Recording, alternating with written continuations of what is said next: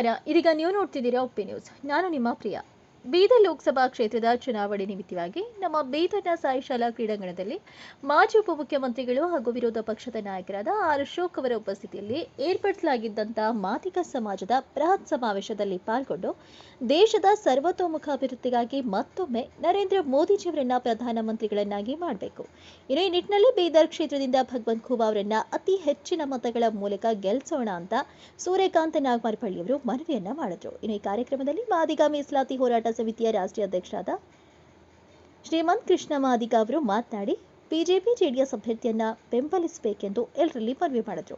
ಇನ್ನು ಈ ಕಾರ್ಯಕ್ರಮದಲ್ಲಿ ಮಾಜಿ ಸಚಿವರು, ಜೆಡಿಎಸ್ ಮುಖಂಡರು ಬಂಡೆಪ್ಪ ಕಾಶೆಂಪೂರ್, ಸೂರ್ಯಕಾಂತ್ ನಾಗಮರಪಳ್ಳಿ, ನಾರಾಯಣ ಸ್ವಾಮಿ, ಶಾಸಕರಾದ ಪ್ರಮೋದ್ ಮಧುರಾಜ್, ಸೋಮನಾಥ್ ಪಾಟೀಲ್, ರಮೇಶ್ ಪಾಟೀಲ್, ಫರ್ನಾಂಡಿಸ್ ಇಪ್ಪಿಲ್ಗಾವ್, ರಾಜು ಕಡ್ಯಾಳೆ, ಸುದರ್ಶನ್, ಬಸವರಾಜ್ ಪಾಟೀಲ್, ಬಾಬುವಾಲಿ, ಪೀಟರ್ ಶ್ರೀಮಂಡಲ್, ವೀರಪ್ಪ ಎನ್ನಡಿ ಹಾಗೂ ಇನ್ನಿತರೆ ಸಂದರ್ಭದಲ್ಲಿ ಉಪಸ್ಥಿತರಿದ್ದರು.